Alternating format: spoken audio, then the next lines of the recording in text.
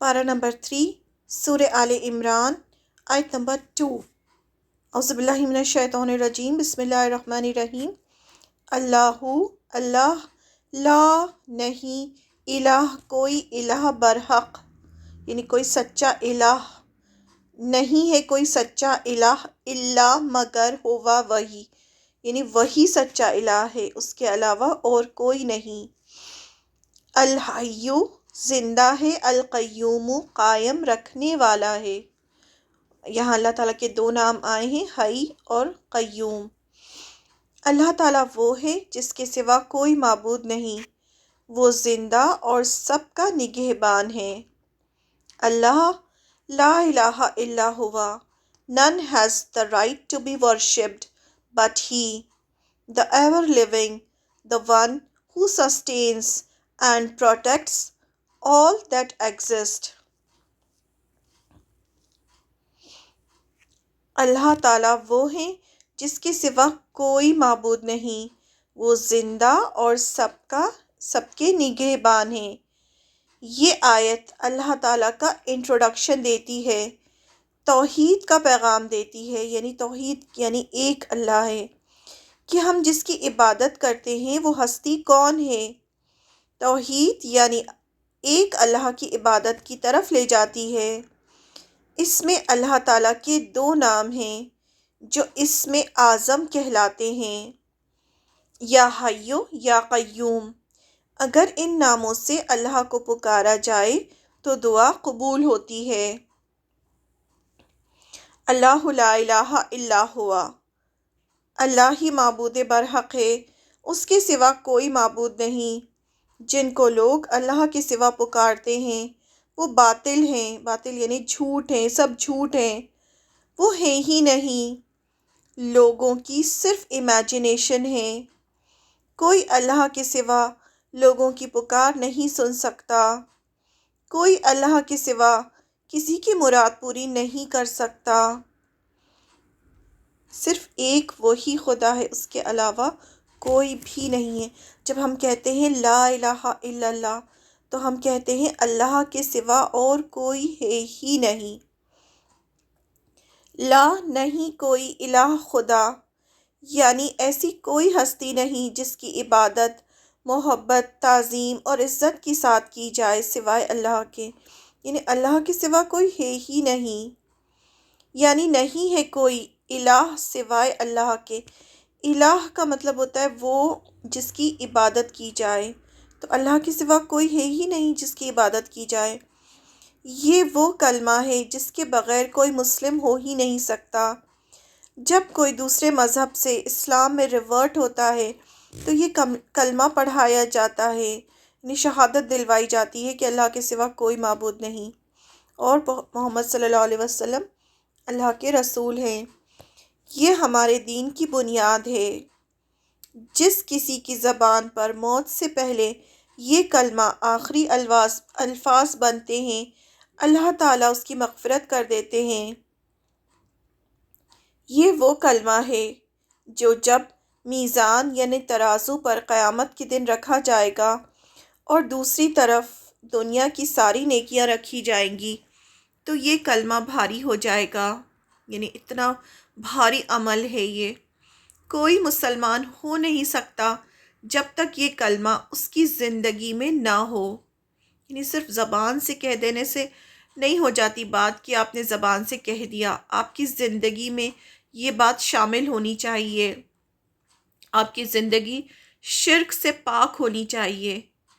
جو اس کلمے کے ساتھ نہیں جیتا وہ موت کے وقت جتنی بھی کوشش کر لے اس کے منہ سے یہ نہیں نکل سکتا، یعنی اگر اس نے زندگی ویسی نہیں جی ہے اور موت کا وقت ہے اور لوگ اس سے کہتے ہیں کلمہ پڑھو کلمہ پڑھو تو اس کے منہ سے نہیں نکلتا کلمہ۔ یہ اسلام کا پہلا پلر ہے، شہادہ۔ دیکھیں آخر اس کلمے میں ہے کیا۔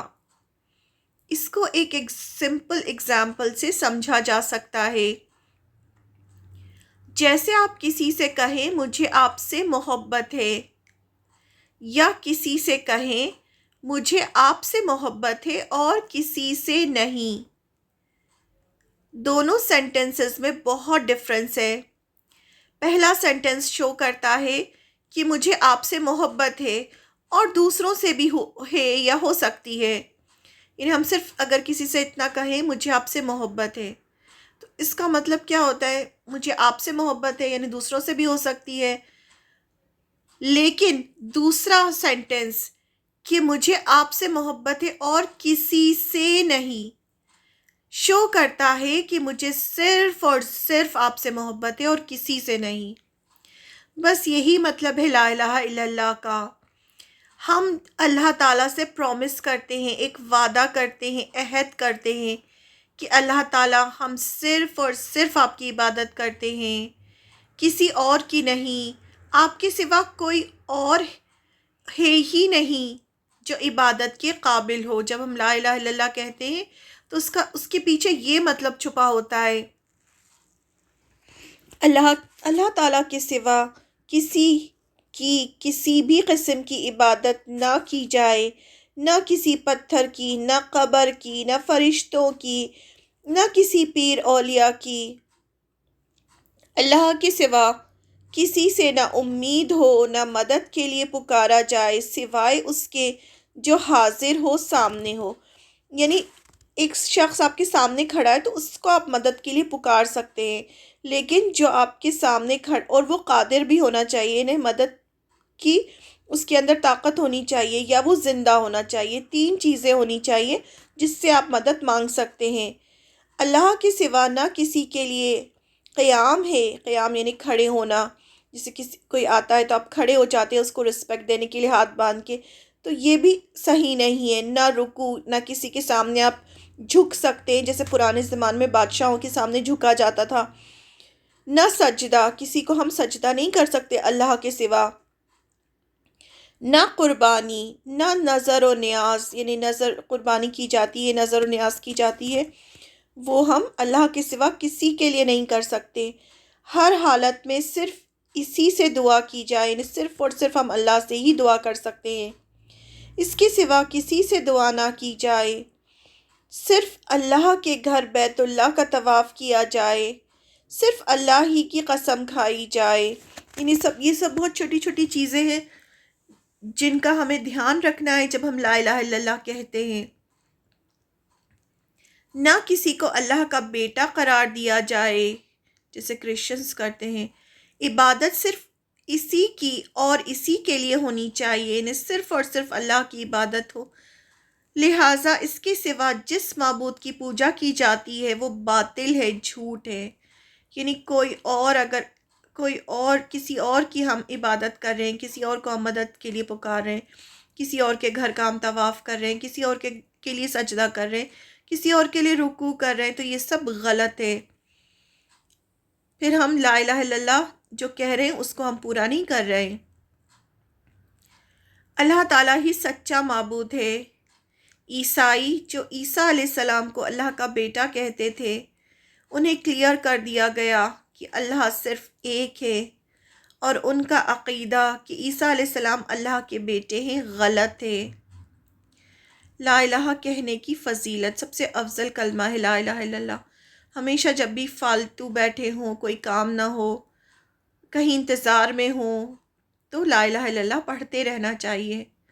لا الہ الا اللہ کہنے کی فضیلت، سید جابر بن عبداللہ رضی اللہ عنہ سے روایت ہے کہ میں نے رسول اللہ صلی اللہ علیہ وسلم کو فرماتے ہوئے سنا، افضل ذکر لا الہ الا اللہ ہے، یعنی سب سے افضل، یعنی سب سے موسٹ امپورٹنٹ، سب سے اچھا بیسٹ ذکر جو ہے وہ لا الہ الا اللہ ہے۔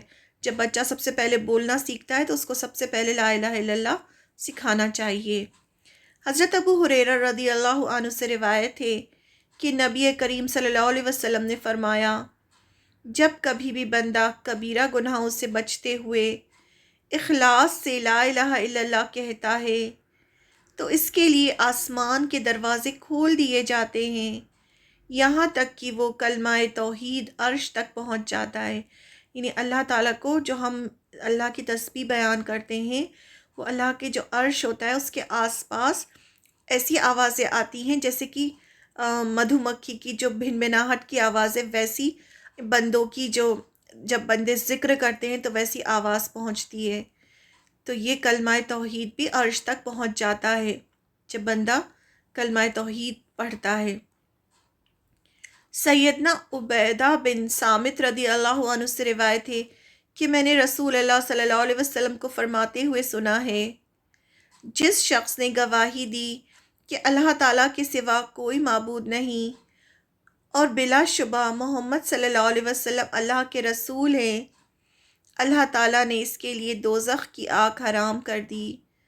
یعنی جب اشہدو لا الہ الا اللہ و اشہدو ان محمد عبدہ و رسولہ جب یہ پڑھا جاتا ہے اور سچی گواہی دی جاتی ہے، سچے دل سے جب انسان کہتا ہے کہ اللہ کے سوا کوئی معبود نہیں، جب ہم یہ کہتے ہیں تو ہمارا فرض ہے کہ ہم اللہ تعالیٰ کے بارے میں بہت زیادہ جانیں. قرآن کی وہ ساری آیتیں دیکھیں جس میں اللہ تعالیٰ نے خود اللہ تعالیٰ کے بارے میں فرمایا ہے. پھر رسول اللہ صلی اللہ علیہ وسلم کے لیے جب ہم کہتے ہیں کہ وہ اللہ کے رسول ہیں، یعنی ہم مانتے ہیں کہ وہ اللہ کے میسنجر ہیں، تو ان کی جتنی بھی ان کی پوری لائف ہسٹری ہمیں بار بار پڑھنا چاہیے، اور پھر جو سنت بتائیے، جو حدیثیں بتائی ہیں وہ سب پڑھنا چاہیے. تبھی ہم جو یہ کلمہ کہہ رہے ہیں اس سے ہم سچا ثابت کریں گے کہ ہاں واقعی ہم نے کلمہ پڑھا. تو جو سچے دل سے کلمہ پڑھتا ہے اور اس کو سمجھ کے شعور کے ساتھ پڑھتا ہے تو اس کے لیے دوزخ کی آگ حرام کر دی جاتی ہے. الحی القیوم. حی کا کیا مطلب ہوتا ہے؟ یہ اسم اعظم ہے، اللہ تعالیٰ کے بہت بڑے بڑے نام ہیں. یہ جنگ بدر کے وقت آپ صلی اللہ علیہ وسلم نے پورے ٹائم اللہ کے انہی ناموں سے اللہ کو پکارا تھا اور مدد مانگی تھی. حی کا مطلب ہوتا ہے وہ زندہ ہے، ہمیشہ سے زندہ ہے اور ہمیشہ زندہ رہے گا. ہر چیز فنا ہو جائے گی، یہاں تک کہ فرشتے تک ختم ہو جائیں گے، لیکن وہ زندہ رہے گا. اسے موت اور فنا نہیں، اسے کبھی بھی موت نہیں آئے گی، وہ ہمیشہ سے ہے اور ہمیشہ رہے گا. القیوم، وہ ہمیشہ سے قائم ہے اور باقی چیزیں اسی کی وجہ سے قائم ہیں. اسے کسی سہارے کی ضرورت نہیں، وہ سسٹینر ہے. ہر چیز زمین آسمان کو تھامے ہوئے ہے، ساری کائنات کو قائم رکھنے والا ہے. اس کی فضیلت، اس کی حفاظت کرنے والا اور نگرانی کرنے والا ہے. یعنی کائنات کی حفاظت بھی کرتا ہے اور نگرانی بھی کرتا ہے. ساری کائنات اس کی محتاج ہے، وہ کسی کا محتاج نہیں. عیسیٰ علیہ السلام کو اللہ کا بیٹا مانتے تھے. ان کو بتایا جا رہا ہے کہ عیسیٰ علیہ السلام تو اللہ کی مخلوق ہے، کریشن ہے، وہ ماں کے پیٹ سے پیدا ہوئے ہیں، جبکہ اللہ کو کسی نے پیدا نہیں کیا. پھر وہ اللہ کے بیٹے کیسے ہو سکتے ہیں؟